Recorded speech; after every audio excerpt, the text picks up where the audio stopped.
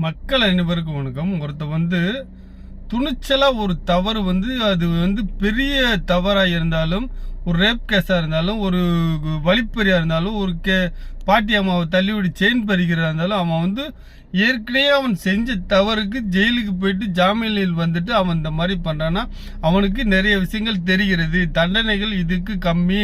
நம்ம என்ன தவறு செஞ்சிருந்தாலும் நம்ம தப்பிச்சிடலாம் என்ற தைரியம் அவனுங்களுக்கு வருகிறது.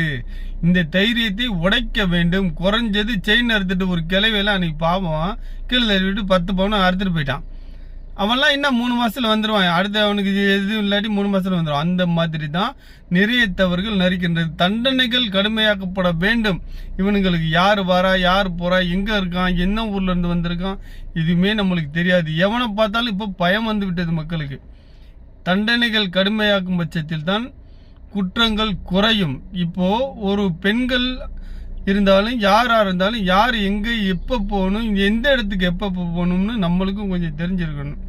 ஒரு தனிப்பட்ட ஒரு ஆணை ஒரு இடத்துக்கு போறதுக்கு தனியா போறதுக்கு கொஞ்சம் பயப்படுவான். பெண்கள்லாம் கொஞ்சம் ஜாக்கிரதையா இருங்க. கூட ஆண்கள் இருந்தாலும் போக வேண்டிய இடத்துக்கு போங்க, போகக்கூடாத இடத்துக்குலாம் போகாதீங்க தயவு செஞ்சு. இந்த காலங்கள் அப்படியா கொஞ்ச காலங்களாக இருக்கிறது. வருங்காலங்களில் இந்த தண்டனைகள் குறைய வேண்டும்.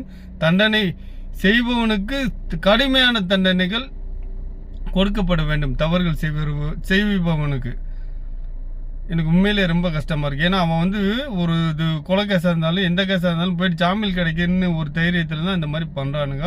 இந்த நிலைமை மாற வேண்டும். நன்றி, வணக்கம்.